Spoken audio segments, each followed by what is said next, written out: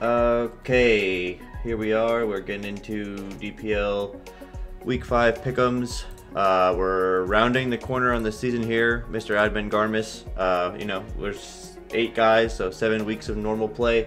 We're in Week 5. Alright, Garmus, right here, you got me versus Ryan, match 1, Week 5 DPL. What are your thoughts so far? Well, this Ryan team is definitely looking scary, but it looks like he has a hard time breaking waters, of which you have a couple here. You've got this Alomomola, you've got this Walking Wake, and you have this Anaconda Terra Water option. His options to break waters are Superior and Toxic or T-Spikes and Salt Cure from this little Knuckle stack. So it's looking like that's a weak point for him to be able to pressure, but once he does successfully do that, if he's able to do that, it looks like his team could break through. It's also a pain point for him for Claude to have to choose between Unaware for this Iron Boulder and Water Absorb for this Wake. I don't know if it's really much of a choice. If it's me, I'm always taking Water Absorb. Yeah. I think this Zen Headbutt from Iron Boulder, if Zen Headbutt is on the set, is just going to do too much to it anyways. So I honestly, I don't want to put too much pressure on you, but I got to give this one to the Daniel team. But I think this is definitely the match of the week either way. Oh, well, that's 2 weeks in a row. You've said that because I haven't played my Blitz game yet. It's getting played tonight, but for Week 4. But same thing. Me and him are both 2-1. Have a chance to take first in the league, and you told me that you were going to vote me, and it should be Game of the Week. Here we are, Week 5. He's saying it again already. I am saying it again. Look at these teams. Doomed, brother. Ryan's made a bit of a comeback. We started out 0-2, and then I don't know. I think I watched Leo play the worst game of Mons I've seen anybody play in a while when we watched him play Ryan, so that one was a little gifted. This Mort guy had the right plays, but made the mistake Ryan was making the first couple weeks, where he's like telling us the right play and what he should be doing, and then just not doing it and losing for it. So I think this is a turning point for the Ryan season. Win brings his momentum even higher for going into the playoffs, and maybe a loss sets him straight. But I don't really know. I'm not going to leak anything because, again, I'm playing one of these, mental illness preppers. So there's definitely some guys. And Ryan, if you lose to me, you are very ass. And if you win, you are very good. All right, let's go. Awesome. And go into Cal versus Mort. On this one, just off the rip, Iron Cheater goes Brazingo outside of Pekarunt. But we do still have coverage to hit the Pekarunt, so you definitely gotta, be careful. And this Cow guy is just looking unreal. His hacks team is just going stupid. Klefki always goated. I don't see a lot of great switch-ins for Chandelure either. Like, especially Grass. If he's Grass, Terra Blast, Samurot's not even really a switch-in. So it could get tough. What are you seeing here, Garmus? Something similar. I'm looking at this Cow team, and I'm looking at this Mort team. This Latios switch-in is where? What is that? Yeah. When this Latios mon is in, what is supposed to come in and eat it? Because is it Archaludon? Because that thing might get 2-hit if it's the wrong invest, or if this Lati is like a Calm Mind, or Specs, or even Soul Dew. Now, there is an Iron Valiant on this Mort squad, but I think Cow's team has plenty of Valiant answers. He's got this Klefki, which has come week after week and put in so much work, which can definitely come in and eat one and then get off a Prankster T-Wave or a screen to control it or whatever's going on there. He's got this Metacham, which, even though he didn't run its Scarf when we saw it last, it still threatens with Bullet Punch. Even if it's Life Orb, if it's Expert Belt, whatever the case might be, I think it's going to give Valiant a hard time, as long as it can come in clean.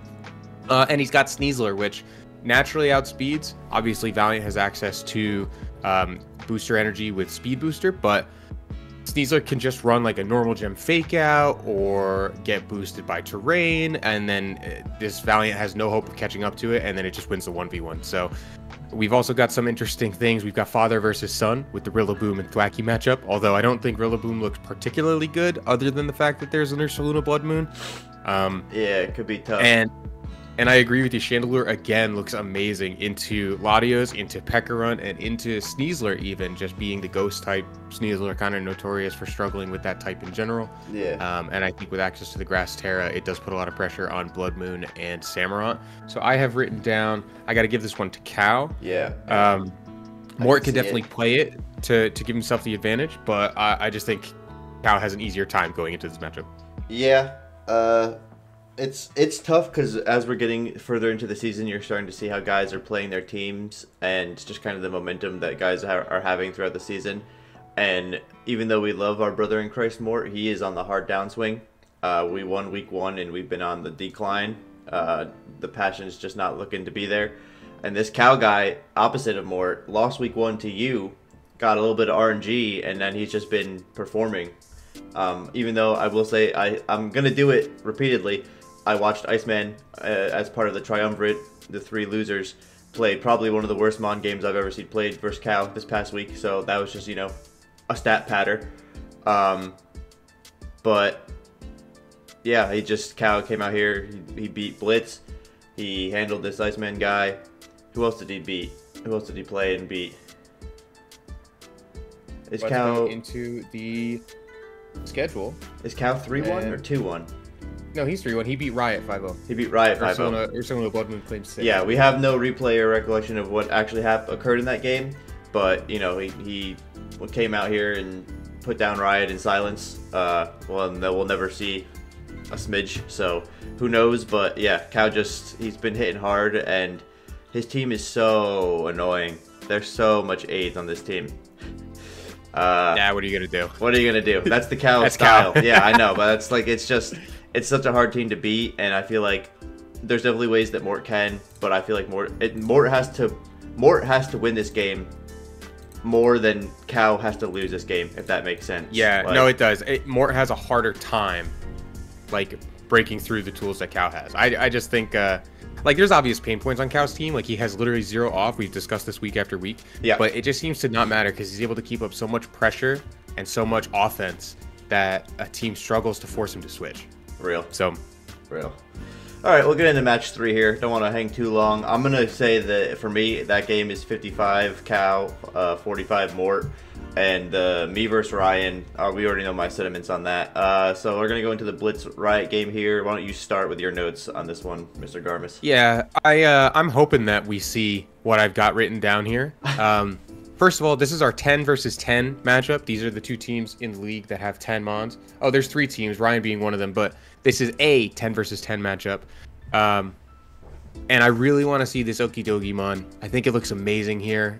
It pressures Umbreon like no other Mon in this matchup pressures Umbreon. Obviously, Hisuian Arcanine can just pressure it outright, but Okie Dokie has super effective stab for Umbreon and for all of Umbreon's Terras. So it never has a chance if this Mon is in. Plus, Okie Dokie is immune to Toxic, and he's faster, so if he gets off a substitute, he's immune to the T-Wave as well. I just think it looks very good there. Plus, having Toxic Chain threatening the Suicune, or having the option to go Guard Dog being immune to Intimidate from Lando, I just think it looks insane. Blitz does have a little hard time in the fact that Corv gets super pressured by Raging Bolt, like it's not even close. Oh, yeah. I'm pretty sure he can live if he's like a nearly max Spadef, but at that point, I don't know, like maybe he has to be just to be able to get it in, but it doesn't do anything in response except maybe like get them off, but he doesn't necessarily need to get them off. And Bundle is going to need Chip to be able to sweep, especially like Umbreon could just sit in front of it, Suicune could just sit in front of it, even though Bundle has access to Freeze Dry. I'm certain that AV Raging Bolt lives an Ice Beam and a Blizzard. It might not live 2 Freeze Dries, but it definitely lives those things. And then Iron Crown also, like especially if it gets a CM off. Like Riot has tools for Bundle, and Hoopa has a really hard time with things like Umbreon, probably with Lando as well, just getting a 4 times effective U-turn against it. But Blitz has really good wall breakers for those things, so I think if Blitz plays to break what's in the way, Bundle can just do what it does and just clean up. So I'm giving this one to Blitz.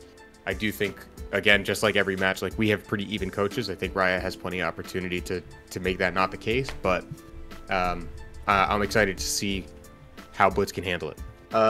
Yeah, I mean, it's going to be tough. I definitely think Blitz has the edge in season momentum, that's for certain. But team-wise, it's just kind of, most of the things you pointed out. I don't know if I've seen this Ambipom once. I think it got owned by missing Triple Axel in the Ryan game. This Iron Crown guy is kind of cool, but I don't really know what it'll do here. Obviously, it's a Steel type, right? It's Steel Psychic. Yeah, that's right. Yeah, so like it can be there to kind of threaten, um, like Ninetales and Bundle, but like at the same time, it probably doesn't really want to be because it's not fast enough. But I mean, maybe. And then Hoopa, like you said, it just is so strong. It actually doesn't, in my mind, struggle with the Umbreon as much as it does just like intimidate U-turn Lando because that'll just own it. But because the two type like the 3 Terra types on Umbreon, I guarantee if he goes Fairy, Gunk Shots, killing if he's banded, and CC will just blow the Umbreon away. I'm assuming not even away, but I think it can break the Umbreon just because we don't see like a poison type on in the 3rd slot, and it's just steel. Well, yeah, the poison type is definitely missed here, but this Hoopamon's best physical fighting move is Focus Punch, but behind that is Drain Punch. So if Umbreon just stays Dark type, Hoopa kind of struggles. Okay, I thought it had. It gets Focus Blast on the special side, but okay, I thought it had CC. Mm-mm. Oh well, so then it might struggle with the Umbreon a little bit, but I don't even know how to pick a winner. I honestly, this game looks very even. I think it'd be Chad to see the Okie Dokie come, and I'd love for both these guys to bring their, in quotations, mascots and try to actually do something outside of, you know. I mean, let's be real. If this Cutie Fly comes, it did its job if it put up webs, even though that's pussy. And if this Glimmet comes, we just need a hazard up. But yeah, I think I want to see them come too, but I just don't think this is the week for it because like Blitz doesn't really need to slow down Riot's team, and Riot getting up T-spikes for Blitz's 2 grounded poison mons to take him off. It's just like, I don't know, you know. Yeah, unfortunate. There's no reason to draft these guys otherwise, but oh well. I guess there's still time for them to come. Hey, we needed to have 10. We needed it. Yeah, we needed it. But no diff. Nah, this just isn't the week for it. It's just not the week. I'm gonna go ahead and say Blitz wins this. If I need to put a percentage on it, I'll say 60% Blitz, 40% Riot. Yeah, I'm gonna say the same thing I said last week. I want Riot to win. Well, this isn't the same thing I said, but I think Blitz is gonna win. It's the same idea of I picked who I think is gonna win. In this case, it's Blitz. Well, this wasn't even last week. This was 2 weeks ago versus Cal.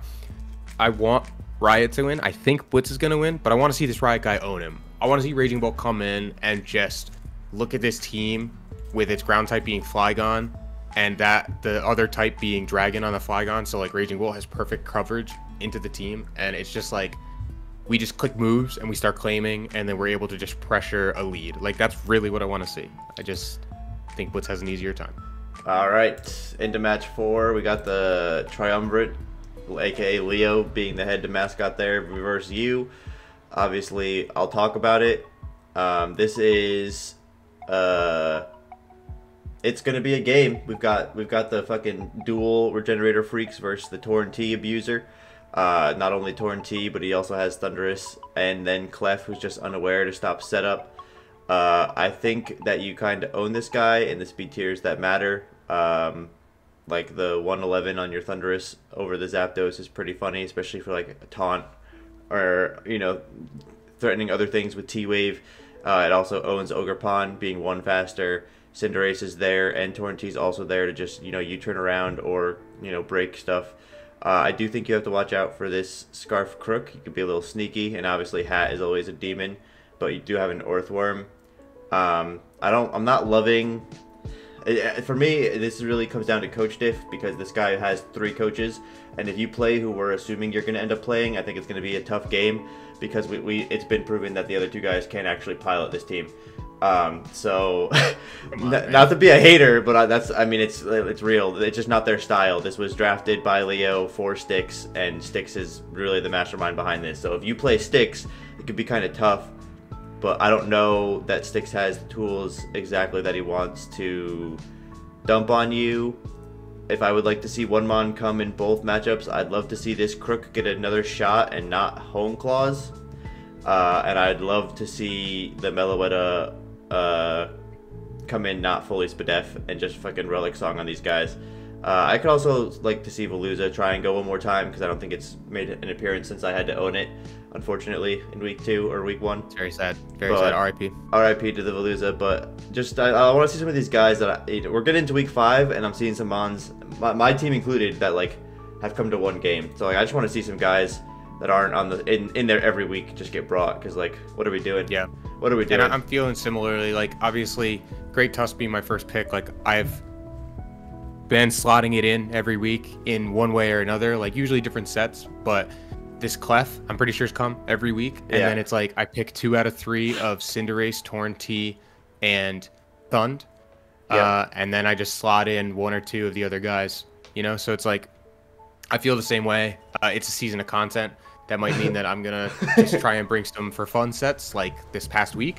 It might mean that I'm just going to bring what I think is good and try and make some reads. But the only things I wrote down here are this Ogerpon obviously gives me a hard time with Mold Breaker being able to go through unaware. Yeah. So even if it sets up, like Clefable is not really going to be able to handle that.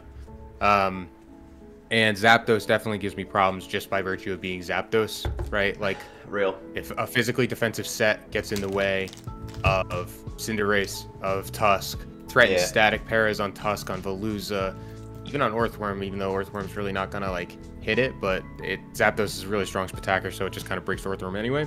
Yeah. And I think we're definitely going to be looking forward to a good game here. Yeah, I'd have to agree. So, since this is most likely Sticks versus you, I'm gonna literally say this is a 50-50. I'm gonna say it's 50.1 in your favor and 49.9 in Sticks' favor. I think it's just gonna come down to what Sticks actually get brought and like who countered who better, and then also obviously the game situation. But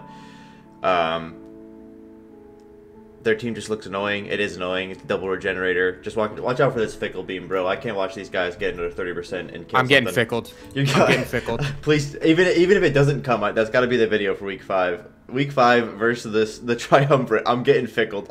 I'm getting fickled. I feel it in my blood. All right, great. All right, so we're gonna end it there, and yeah, we're gonna see some more content for the boys. DPL. Oh yeah, well, always off just a little bit. All right, let's get out of here.